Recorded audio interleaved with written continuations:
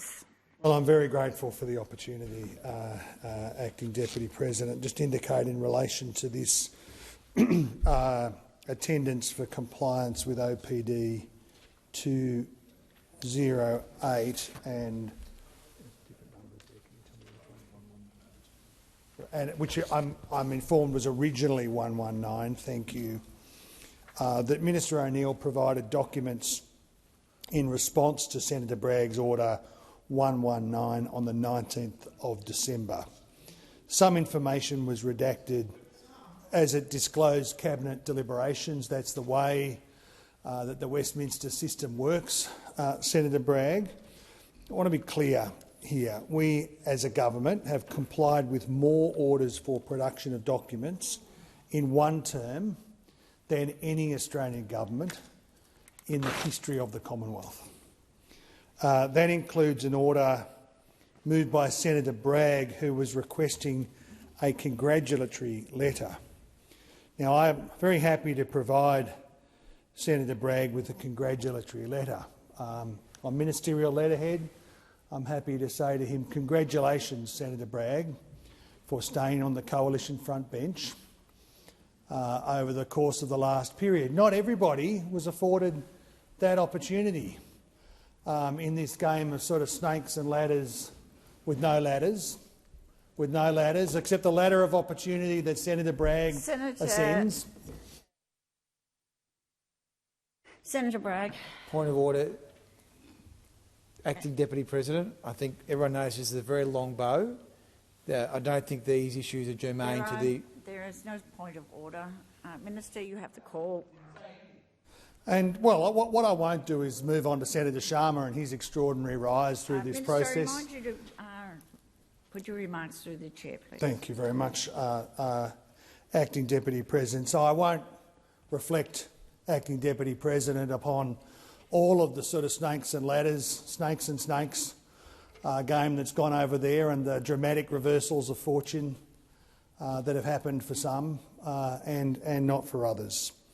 But I would say in this portfolio alone, Minister O'Neill's portfolio of housing, in this term of parliament alone, the government has provided, in response to orders of production of documents, 3,995 pages worth of documents in this term of parliament alone.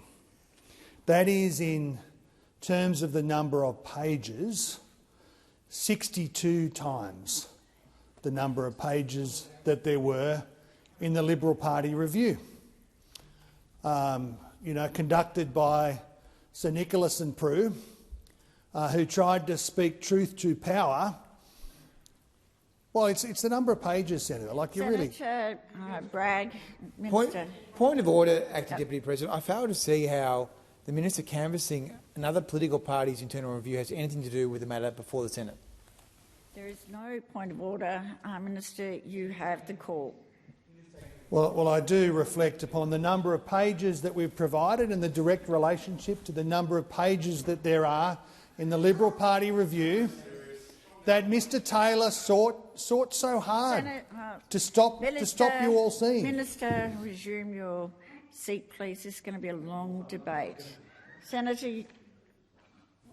Acting Deputy President, point of order. The minister is obliged to speak in a way that's directly relevant to the matter before the Senate, and I would ask you to draw him back to the matter that is being debated. Thank you for that, and I don't think I need to remind the minister of the subject before us. You have the call, Minister.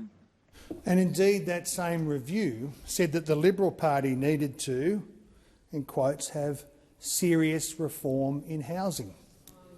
Right. So less orders for production of documents, less secrecy from the Liberal Party machine. Minister, we know where you stood on this question. Minister, I think we have another point of order. Senator McGrath. Far-sighted, Acting Deputy President. A point of order on relevance.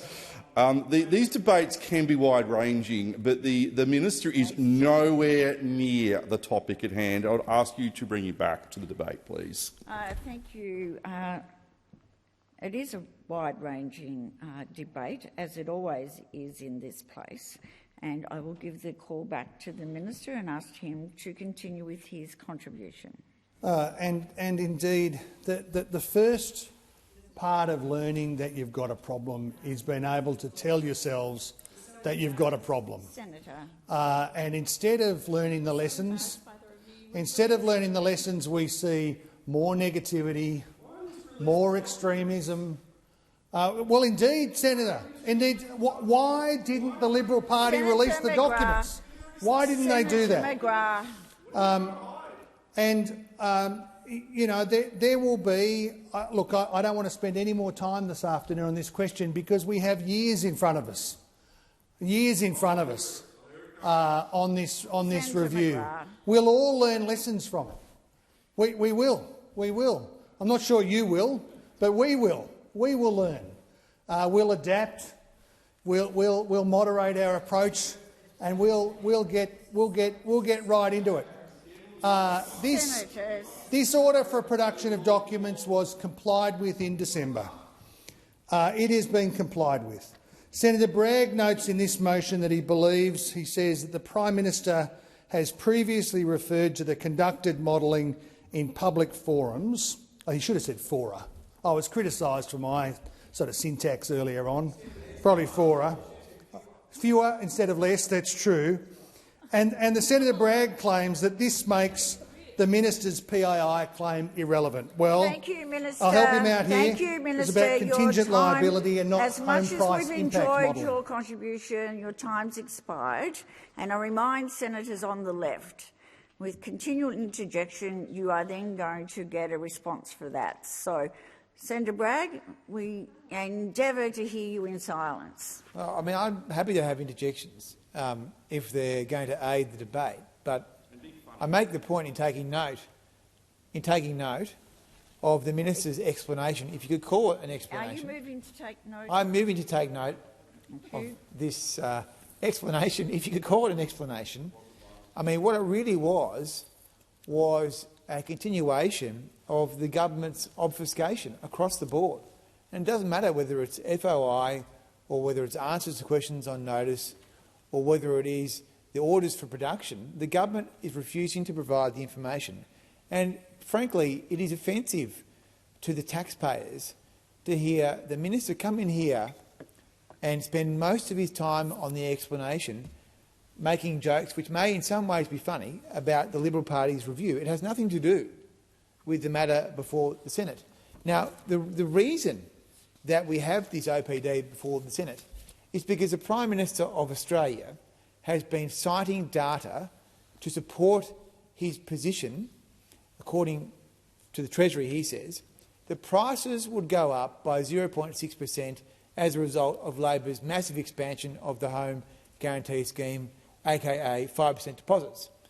Now, the Minister apparently says that compliance is a series of blank pages, but the modelling, of course, is not blank pages.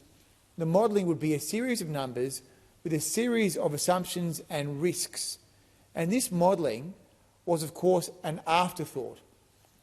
This policy of 5% deposits, open to anyone, without any means testing, without any place caps, into a supply-constrained environment, was announced during the election campaign in May 2025.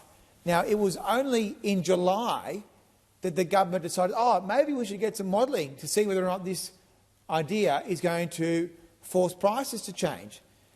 Now, apparently, the Treasury came back and said it will by 0.6% over many years. But the problem with that is that the 0.6% was eclipsed with a 3.6% increase in the December quarter alone, the first quarter of operation of the scheme. So it was wiped out. It was wiped out. And the community feels it. And if you look at the totality data, you can see the entry-level house prices are massively increasing compared to houses which are more valuable. So this is a policy which is making life harder for younger people. 95% mortgages are already going to be hard work. But what it's doing is it's pushing the prices up in this supply-constrained environment to a point where people can't afford to get a mortgage will never get a mortgage, even with this 5% scheme. So the point of this exercise is to get to the bottom of this. So it started in August. The Senate passed a motion asking for the modelling.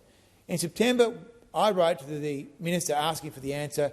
We finally get something in December, which is mainly a redacted piece of paper.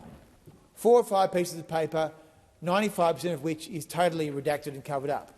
So, of course, we have asked for those redactions to be removed, because it is not true, and this is the main point, it is not true and it is unreasonable for the minister to argue that the modelling is cabinet in confidence. The modelling is produced on a piece of paper by the Treasury. And if you don't believe me, go and refer to the Hansard at Economics Estimates, where you will see the person who actually did the modelling, Mr Dowie, from Treasury, and he will say, yes, we did the piece of modelling, it was on a few pieces of paper, and we provided it to the government. That is not a cabinet document. It's not. So the idea that, according to Minister Ayres and Minister O'Neill, that they've complied with the thing and they're not going to provide any more information because it's cabinet, is incorrect. It is not correct.